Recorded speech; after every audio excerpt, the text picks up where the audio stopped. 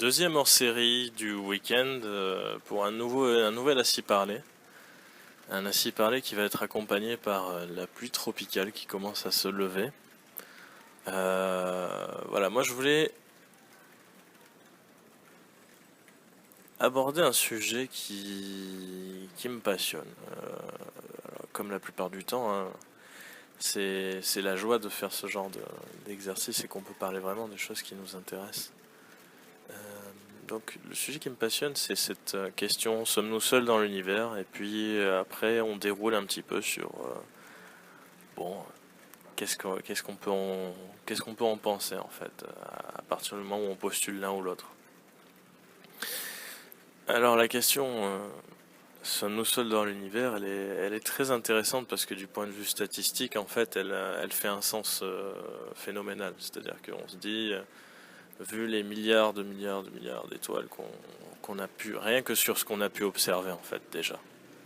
Parce que l'univers est divisé en deux, il y a la partie qu'on appelle l'univers observable, qui est celui pour lequel on a réussi à avoir une image, qui n'est pas forcément d'actualité d'ailleurs, puisque plus vous prenez une image loin dans l'univers, vous savez, plus vous prenez une image dans le passé. Parce que le temps que les images nous arrivent du fin fond du cosmos, en fait, eh bien, les choses ont changé entre temps. Hein, le temps que la lumière voyage, les choses ont évolué, donc il faudrait qu'on puisse mettre à jour ça, mais c'est pas techniquement possible en fait. Et donc il y a l'univers observable, celui des télescopes, celui de la sphère de Hubble, celui de tout ce genre de choses, qui fait, il me semble, 13,8 milliards d'années-lumière autour de nous, donc c'est pas mal, hein, c'est déjà une belle bulle. 13,8 milliards d'années-lumière, c'est grand. Hein. Et il y a tout ce qui est au-delà en fait, parce que on est absolument sûr que au-delà de ce qu'on observe, il y a encore quelque chose en fait. Il y a encore des étoiles, il y a encore des galaxies. Alors, je dis des étoiles et des galaxies, si ça se trouve, non, ça peut être aussi des nuages d'azote, ça peut être ce genre de choses, hein, puisque comment est-ce qu'on crée en fait des galaxies, comment est-ce qu'on crée des étoiles, ce genre de choses. En fait, tout ça vient à la base de nuages d'hydrogène. Et quand on parle de nuages d'hydrogène, c'est des choses qui sont absolument immenses en fait. C'est vraiment des objets monumentaux en fait dans l'univers. Et pourquoi l'hydrogène? Parce que l'hydrogène c'est la plus petite forme de matière en fait. C'est l'atome le plus simple. Et je pense que c'est aussi l'un des plus stables. Du fait des niveaux d'énergie, tout ça, il doit être assez stable. Là, à voir si dans les commentaires on a des gens qui peuvent ajouter des infos là-dessus, mais normalement il me semble que c'est vraiment, voilà, c'est quelque chose de fondamental en fait, l'hydrogène. Donc c'est très présent. Et en fait, donc, il faut s'imaginer qu'il y a peut-être des années-lumière sur des années-lumière sur des années-lumière, un volume comme ça immense d'hydrogène. Et en fait, quand vous avez un volume immense comme ça de matière, il y a des endroits où la matière est un peu plus condensée que d'autres en fait. C'est jamais complètement homogène en fait. Il y a toujours des endroits où peut-être que il y a des contraintes en fait. Il y a des poches de vide aussi à certains endroits. Il y a des bulles comme ça. C'est pas un volume qui est tout à fait homogène quoi. C'est un volume un peu comme un nuage quand vous les regardez. Ils sont pas cubiques en fait ou ils sont pas sphériques. Ils ont une forme un peu cotonneuse comme ça. Mais c'est un peu le même délire en fait dans l'espace. Hein. Et donc cette forme cotonneuse, ça veut dire qu'il y a des endroits qui sont plus denses que d'autres en fait dans le nuage. Et ça va mener à ce qu'on appelle un effondrement gravitationnel en fait. Alors l'effondrement gravitationnel, c'est le moment où vous allez avoir par exemple, je sais pas moi, deux atomes d'hydrogène, c'est statistique, hein, encore une fois, comme il y en a des milliards et des milliards, il y en a peut-être deux qui vont se collisionner exactement sous le bon angle, sans avoir spécialement besoin d'ajouter de l'énergie à ce milieu-là, hein, pas besoin d'intervenir. Il y en a deux qui spontanément vont peut-être fusionner et faire un atome d'hélium. Et l'atome d'hélium est plus lourd que l'atome d'hydrogène. Donc du coup, l'atome d'hélium va commencer à attirer à lui, puisqu'il est plus dense, d'autres atomes. Et il va favoriser du coup la formation d'autres atomes d'hélium. Puisque si à cet endroit ça commence à se comprimer un petit peu, et donc on va former de plus en plus d'hélium, et cet hélium va de plus en plus porter à la formation d'autres éléments un petit peu plus lourds, et sans arriver toutefois aux métaux, aux matériaux de transition, hein. On va rester sur des éléments légers quand même, hein. Des éléments légers, des gaz, hein. Mais ça suffit en fait, ça suffit pour lancer la machine. Donc, et vous avez comme ça cet effet, on appelle ça un effet boule de neige, etc. Mais à l'échelle de l'univers, on a pareil une notion poétique comme ça, c'est l'effondrement gravitationnel. C'est d'un coup, il y a tout qui se casse la gueule, et puis il y a des points où, voilà, on a des points qui deviennent plus denses que d'autres et qui attirent encore plus la matière autour d'eux et qui deviennent encore plus denses. En fait, il y a cet effet cercle, cercle vicieux, quoi, ou cercle vertueux dans le cas présent, puisque c'est la naissance d'une galaxie en fait que je vais essayer de vous raconter avec mes moyens, mes petits moyens.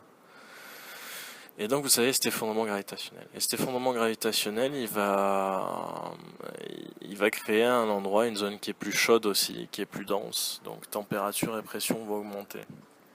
Et plus il y a de température et de pression, plus l'énergie en fait dans le milieu est importante. Et qu'est-ce que ça veut dire qu'il y a de l'énergie dans le milieu? Ça veut dire que les particules à cet endroit-là, elles bougent plus rapidement en fait. Et du coup, si par hasard il y a des trajectoires qui se croisent, on va favoriser des éléments un petit peu plus lourds. C'est ce que je disais tout à l'heure. Donc, on a ça qui se passe. On a à l'intérieur du nuage d'hydrogène quelque chose qui commence à avoir plus de densité. Et ça, en fait, donc ça va se passer sur peut-être des millions d'années, hein. C'est l'univers. L'univers a des unités de temps et de volume qui nous sortent de l'entendement, en fait. Ça va être le point clé pour tout à l'heure, la recherche de la vie dans l'univers. On va reparler. C'est que l'univers, c'est grand. Et l'univers, c'est long en termes de durée, en fait. Nous, on est insignifiant, en fait. Mais voilà, on y vient, vous inquiétez pas. Donc cette masse de gaz qui devient de plus en plus dense et de plus en plus énergisée, donc de plus en plus chaude, elle va commencer à être de plus en plus importante et puis elle va se mettre à tournoyer en fait. Parce que, alors là, pareil, j'ai pas toute l'expertise, j'ai pas les mathématiques derrière, mais elle se met en rotation parce que c'est une manière en fait de se stabiliser. Et cette mise en rotation, d'ailleurs, on va faire un parallèle avec les chiffres impairs, elle vient du fait qu'il y a à un moment donné une perte de symétrie, il y a un moment donné où cette poche de densité va être un petit peu unbalanced. Et la nature, en fait, pour recadrer quelque chose qui est oscillant ou quelque chose qui est qui bouge, c'est de le faire tourner très vite en fait. Si vous le faites tourner très vite, vous allez le stabiliser. Donc c'est ce qui va se passer, ça va commencer à tourner, ça va commencer à tourner, ça va commencer à tourner. Il faut s'imaginer une espèce de spirale qui commence à se former là. Et qui draine toute la matière autour d'elle, tout l'hydrogène comme ça, qui arrive vers le centre et de plus en plus et de plus en plus et de plus en plus, et qui prend du volume et qui prend de la vitesse. Voilà. Donc ça vous avez là une nurserie en fait à Galaxy. Vous avez une nurserie à Galaxy. Donc là-dedans, à une échelle beaucoup plus petite, dans cette espèce de gros truc, donc vous avez la possibilité de créer des étoiles. Des étoiles à l'échelle d'une galaxie, c'est rien, c'est une particule infime. Mais à notre échelle, à nous, c'est immense. Une étoile, c'est le soleil.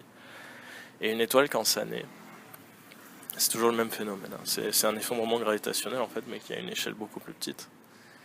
Qui se passe dans cette structure en spirale, par exemple, hein, qui est une structure qui est assez classique pour une galaxie. Et bien, à l'intérieur d'une des branches de la spirale, ou à l'intérieur de cette formation-là, vous avez des endroits où, à nouveau, on a des micros effondrements gravitationnels. Et on a la formation de quelque chose de nouveau qui est l'étoile en fait. Et l'étoile, c'est le même phénomène, c'est des gaz qui vont tourner comme ça, et qui vont se comprimer, qui vont tourner très vite, et qui vont se comprimer très très fort. Et là, ça va arriver jusqu'à un moment donné où les atomes vont être tellement proches et vont avoir tellement d'énergie qu'ils vont être amenés à fusionner en fait. On parlait tout à l'heure de la fusion avec l'hydrogène. On va créer de l'hélium, mais là on va parler de la fusion hélium-hélium. On va parler de fusion beaucoup plus dense en fait. On va commencer à faire intervenir des atomes beaucoup plus lourds. Et évidemment ça va catalyser le truc. Donc plus il y a des éléments lourds, plus ça balance de l'énergie, et plus ça favorise le reste en fait.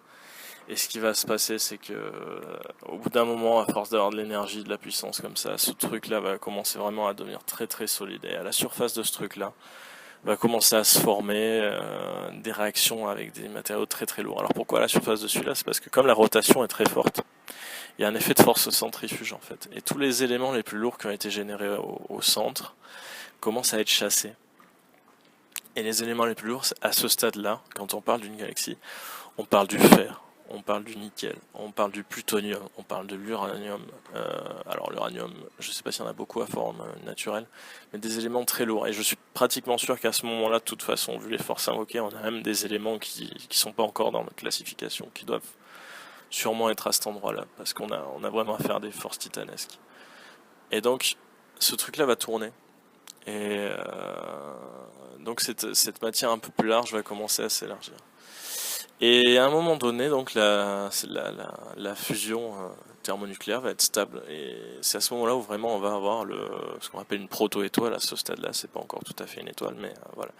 Et cette étoile, elle est entourée donc de son disque, qu'on appelle un circumstellaire. Ça aussi, voilà, c'est les mots c'est les mots quand vous prenez le café, vous regardez dans le vide le matin comme ça, vous dites circumstellaire, quoi.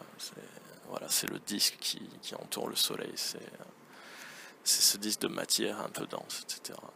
Voilà, c'est ça. Et dans ce disque un peu dense, même topo, il va y avoir des effondrements gravitationnels. Vous avez compris le principe maintenant. Et le délire, c'est que là, on va avoir affaire à des éléments un peu plus lourds. Et ces éléments un peu plus lourds, ça va donner des planètes, en fait. Ça va donner des planètes. C'est ce qui va permettre de créer les planètes. Les planètes qui vont balayer, en fait, qui vont être les noyaux les noyaux gravitationnels, en fait, autour desquels tout va s'agglutiner. Et qui vont nettoyer petit à petit la galaxie, pas la galaxie, le système en fait autour d'un soleil. Et le truc qui est notable en fait, c'est de se dire que il y a deux choses. Donc d'une part, il y a eu l'émission de ces éléments lourds, etc. Et à ce moment-là, de toute façon, à partir du moment où la fusion est stable, etc., il y a des changements. Alors je me rappelle plus exactement les détails, mais il y a des changements qui font que le soleil en fait il prend une forme un peu plus stable, on va dire, et du coup il génère plus vraiment les éléments lourds, et la rotation en fait s'est tellement accélérée que maintenant c'est plus les éléments lourds en fait qui sont chassés trop loin, puisqu'ils ont été agglutinés déjà, et comme ils ont été agglutinés pour former les planètes dures, les planètes telluriques comme la Terre, Mercure, etc., donc les planètes en dur, ça va faire que les gaz en fait qui ressortent vont se trouver repoussés en fait en dehors.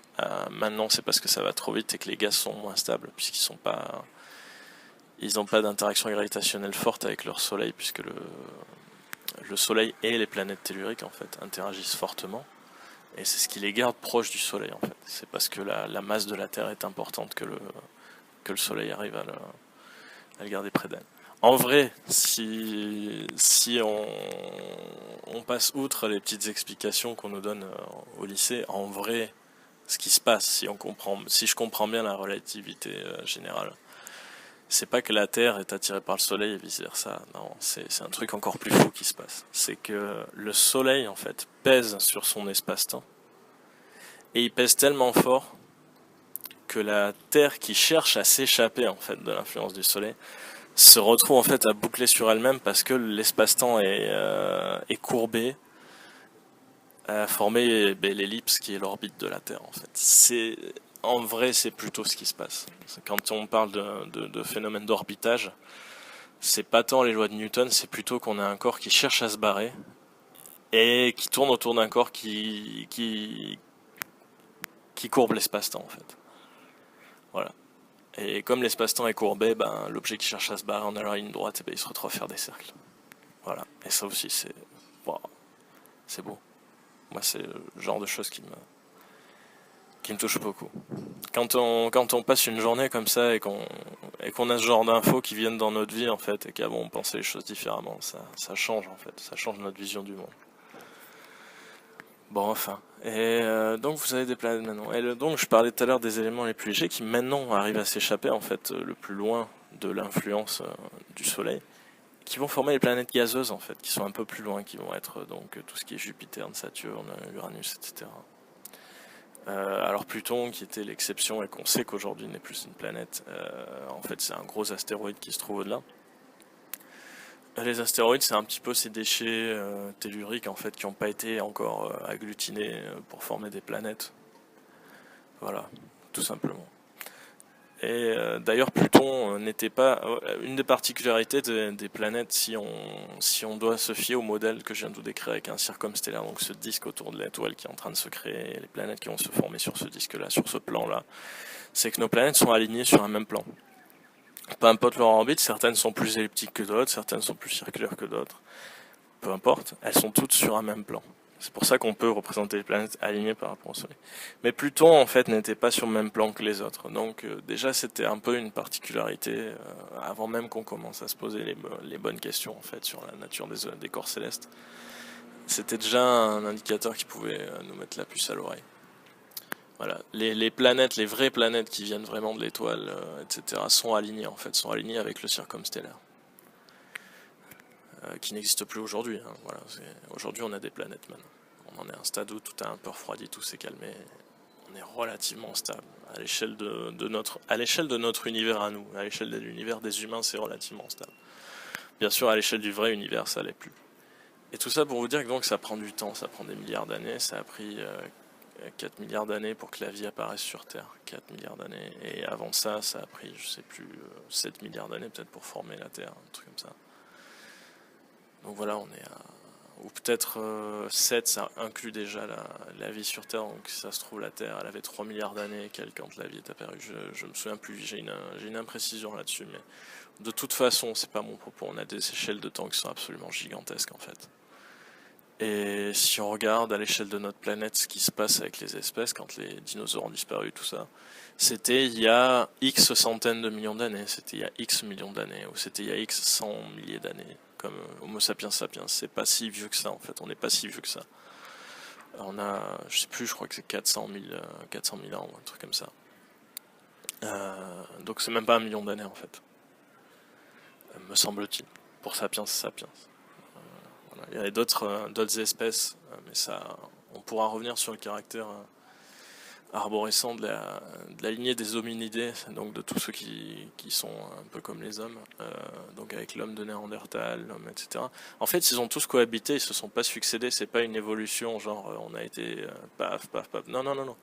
C'est qu'à un moment donné, il y a eu Homo sapiens là-dedans, il y a eu tous les autres, et on sait pas trop ce qui s'est passé. On suspecte, et ça c'est mon opinion personnelle, je pense qu'on les a éradiqués en fait. Je pense qu'on a eu ce phénomène un petit peu xénophobique, même si c'est complètement anachronique, puisqu'à l'époque on avait une conscience qui devait être peut-être un peu plus proche de l'animal en fait.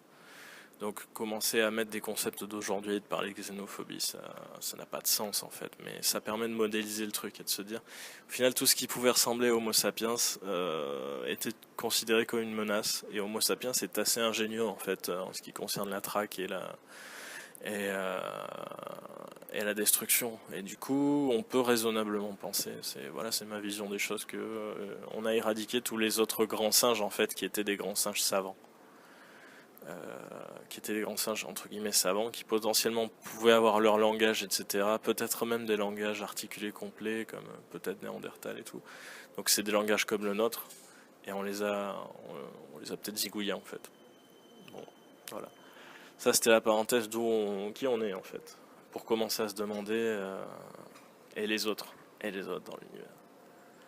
Alors deux choses pour et les autres dans l'univers. Donc c'est quelque chose qui a probablement dû se passer un peu comme nous avec Circumstellaire, tout le bordel, nuages d'azote, nuages d'hydrogène, tout ça, pas.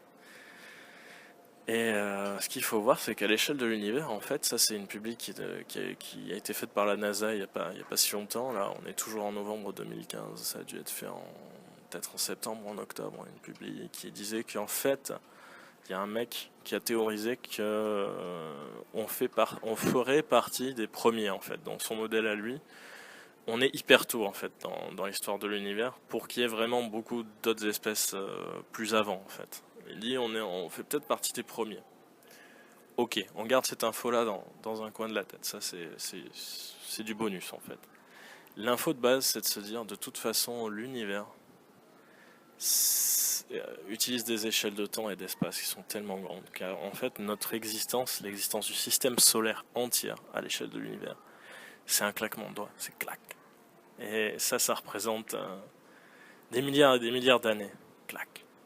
Alors vous comprenez que dans un univers qui est immense et où le temps va à des échelles absolument immenses, des civilisations, il y en a peut-être eu des milliards en fait. j'ai même pas de doute là-dessus. Il y a eu ou il y a tout un tas de choses.